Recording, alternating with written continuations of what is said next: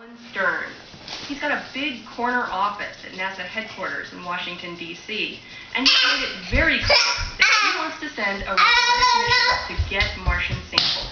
The reason that we want to bring the samples back is larger than just the science. It's got to do with the United States and our place in history.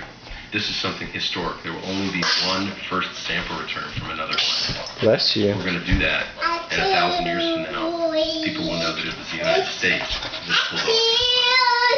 NASA managers have made similar promises in the past, and Alan Stern is well aware of that. We have to break out of the vicious circle that sample return for 30 plus years. That the ambitions grow to be too great, it becomes unaffordable.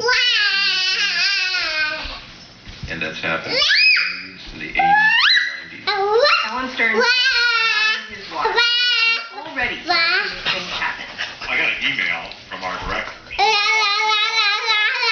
said, meeting Friday, noon, to discuss Connor, get down.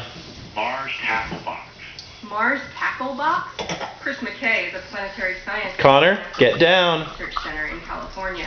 He says this email was a total mystery. What are those? I didn't know what the tackle box was. Keys. I didn't know what the concept. I had no idea. But Can you come here and pet Spaghetti, please? Meeting. Can you give Spaghetti a hug? He learned that the Mars Tackle Box was basically just a small metal collection box, about the size of a Connor. puck.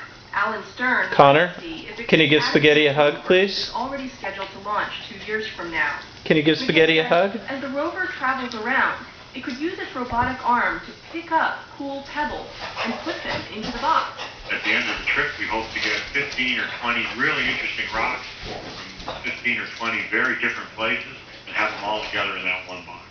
Then the box would just have to sit there and wait until NASA could send another robotic mission to pick it up. I hope, knowing that there's a box of rocks on Mars with our name on it and that they're really interesting rocks, will help galvanize the public.